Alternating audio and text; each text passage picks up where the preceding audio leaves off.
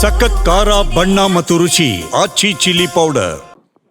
ಈ ರಾಜ್ಯದ ಮುಖ್ಯಮಂತ್ರಿಗಳು ಸನ್ಮಾನ್ಯ ಸಿದ್ದರಾಮಯ್ಯ ಸಾಹೇಬರು ಅವರು ಮುಖ್ಯಮಂತ್ರಿಗಳು ಒಂದು ದಾಖಲೆಯನ್ನು ಮರಿಬೇಕಾಗಿತ್ತು. ದಿವಂಗತ ಅಂದು ಮುಖ್ಯಮಂತ್ರಿಗಳಾದಂಥ ದೇವರಾಜ ಅರಸರು ಅವರು ನಂತರ ಸುದೀರ್ಘವಾಗಿ ಆಡಳಿತ ನಡೆಸಿದಂಥ ವ್ಯಕ್ತಿ, ಹೊಸ ದಾಖಲೆಯನ್ನು ಬರೆದಂಥ ವ್ಯಕ್ತಿ, ರಾಜ್ಯದ ಮುಖ್ಯಮಂತ್ರಿಗಳಾದಂಥ ಸನ್ಮಾನ್ಯ ಸಿದ್ದರಾಮಯ್ಯನವರಿಗೆ ನಾನು ಅಭಿನಂದನೆಗಳು ಸಲ್ಲಿಸ್ತೀನಿ. ಯಾಕಂದರೆ ಇವತ್ತು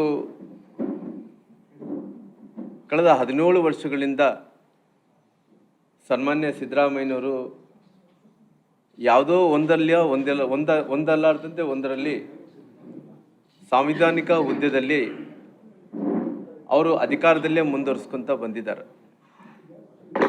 ಈ 17 ವರ್ಷಗಳ ಕಾಲ ಸಾಂವಿಧಾನಿಕ ಹುದ್ದೆಯಲ್ಲಿದ್ದು ಆಪೋಸಿಷನ್ ಲೀಡರು, ಇನ್ನೊಂದು ಲೀಡರು, ಮುಖ್ಯಮಂತ್ರಿಗಳು ಏನೋ ಒಂದು ಹುದ್ದೆಯನ್ನು ಹಿಡ್ಕೊಂಡು 17 ವರ್ಷಗಳ ಕಾಲ ಅವರು ಸಂವಿಧಾನಿಕ ಹುದ್ದೆಯಲ್ಲಿ ಅವರು ರಾಜಕಾರಣದಲ್ಲಿ ಮುಂದುವರೆದಿರೋ ಕಾರಣ ನಾನು ಅವರು ಯಶಸ್ವಿಯಾಗಿ ಅವರು ಮುಖ್ಯಮಂತ್ರಿಗಳಾಗಿ ಕೂಡ 4.5 ವರ್ಷಗಳ ಕಾಲ ಅವರು ಪೂರ್ಣಗೊಂಡ ಮಾಡಿದ್ದಾರೆ.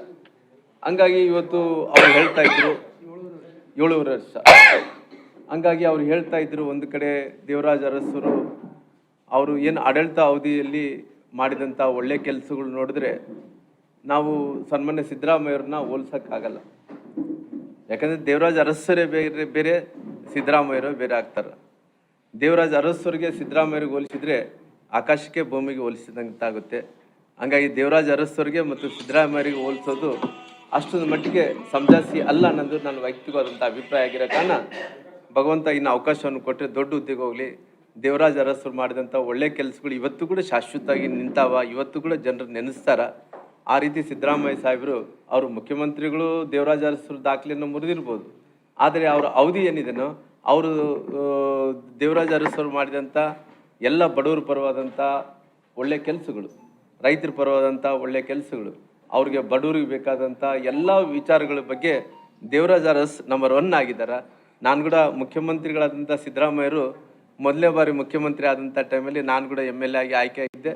ಅವತ್ತು ಅವ್ರ ಮನೆಗೆ ಹೋಗಿ ನಾನು ಅವ್ರಿಗೆ ಮಾಲಾರ್ಪಣೆ ಮಾಡಿ ಅವ್ರಿಗೊಂದೇ ಮಾತು ಹೇಳಿದೆ, ನಾನು ಅಣ್ಣವರೇ ನೀವು ಮುಖ್ಯಮಂತ್ರಿ ಆಗಿದ್ದೀರಿ, ನಾವು ಪಾಪ ನೀವು ಅವತ್ತಿದ್ದಂಥ ಸಂದರ್ಭದಲ್ಲಿ JDS ಪಾರ್ಟಿಯಿಂದ ಹೊರಗಡೆ ಬಂದಂಥ ಟೈಮಲ್ಲಿ ಅವರು JDS ಪಕ್ಷದವರು ಭಾಳಷ್ಟು ನಿಮ್ಮನ್ನ ತ್ರಾಸು ಕೊಟ್ಟಂಥ ಟೈಮಲ್ಲಿ ಕೂಡ ಅಲ್ಲಿ ವರ್ಣನಿಂದನೂ ಅವರು ಎಲ್ಲಿಂದ JDS ಪಾರ್ಟಿಯಿಂದ ಹೋಗಿ ಬೈ ಎಲೆಕ್ಷನ್ ನಿಂತಿರಲ್ಲ, ಬೈ ಎಲೆಕ್ಷನ್ ನಿಂತಿದ್ದು ವರ್ಣ.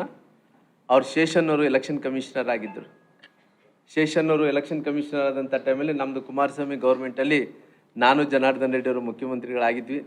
ಅವತ್ತು ನಮ್ಮದು ಕೂಡ ಇತ್ತು, ದೇವರಾಜ ಅರಸ್ ಥರ ಸಿದ್ದರಾಮಯ್ಯರು ಕೂಡ ಆಗ್ತಾರೇನೋ, ಬಡವರಿಗೆ ಅನುಕೂಲ ಆಗುತ್ತೆ ಅನ್ನೋ ಅಂತೇಳಿ ಅವತ್ತು ಜನಾರ್ದನ್ ರೆಡ್ಡಿ ಅವರು ಕೂಡ ಅವ್ರಿಗೆ ಪಾಪ ಹೋಗಿ ಮಾತಾಡಿಸಿ, ನೀವು ಗೆಲ್ಲಲೇಬೇಕು, ಹಿಂದುಳಿದಂಥ ಜಾತಿಗಳಿಗೆ ನೀವೊಬ್ಬ ಇನ್ನೊಂದು ದೊಡ್ಡ ವ್ಯಕ್ತಿಯಾಗಿ ಹೆಮ್ಮರವಾಗಿ ಒಂದು ಮರದ ಥರ ಒಂದು ನೆರಳು ಕೊಡೋಂಥ ಕೆಲಸ ಆಗ್ಬೇಕಂದೇಳಿ ಜನಾರ್ದನ್ ರೆಡ್ಡಿ ಅವ್ರಿಗೆ ನೆನಪೈತೆಲ್ಲ ಗೊತ್ತಿಲ್ಲ ಆಗಲಿ, ನಾನು ಹೋಗಿದ್ದೆ ನೆನಪಿದೆ, ಜನಾರ್ದನ್ ರೆಡ್ಡಿ ಜೊತೆಲೂ ಕೂಡ ಹೋಗಿದ್ದು ನನಗೆ ನೆನಪಿದೆ. ಹಂಗಾಗಿ ಅವತ್ತು ಇವತ್ತು ನೋಡಿದಂಥ ಟೈಮಲ್ಲಿ ನಾನು ದೇವರಾಜ ಅರಸರನ್ನ ಅವ್ರು ಮಾಡಿದಂಥ ಒಳ್ಳೆ ಕೆಲಸನ ಮೀರಿಸ್ತಾರೇನೋ ಅಂದ್ಕೊಂಡಿದ್ದೆ.